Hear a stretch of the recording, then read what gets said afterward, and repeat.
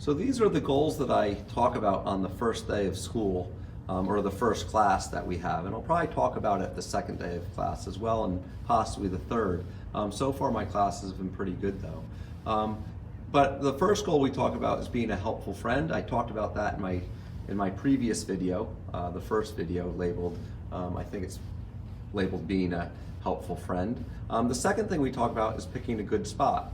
And I took this idea from Joan Moser and Gail Moser, or Gail Bushi, from the Daily Five. And they talked about being able to pick a good spot.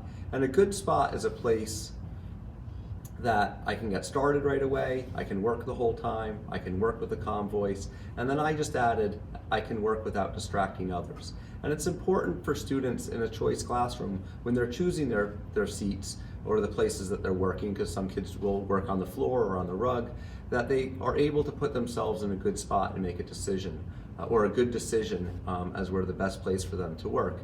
One of the things that's important, I think, to think about is that just because two kids don't get along one day, maybe they're too silly or maybe they're arguing a little bit, doesn't mean that they shouldn't have the opportunity to work together the following week.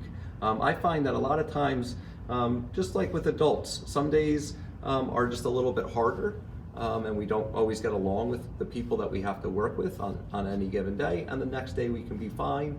And I think that's an important skill for kids to learn. This also helps me with my classroom management, because instead of arguing with kids about their behavior or punishing them, we can talk about, is this a good spot? Are you in a good spot to do your best work? Are you in a good spot to help your friends do their best work? And maybe this isn't a good spot for you. So it takes a little bit of pressure off of getting trouble, or just getting in trouble, or just getting separated, but giving the child, giving the student some empowerment as to where a better spot might be for them. And it doesn't always make conversations easy, but it seems to make the conversations much easier for me. And so this, I think, is also a good skill for kids to have, that on different days, it's okay to maybe work by yourself, or maybe to work with somebody else, or just realize that, you know, today sitting next to my buddy isn't the best choice for me, and it's not helping my buddy either. So these are good conversations to have. They're good working skills to help the students develop.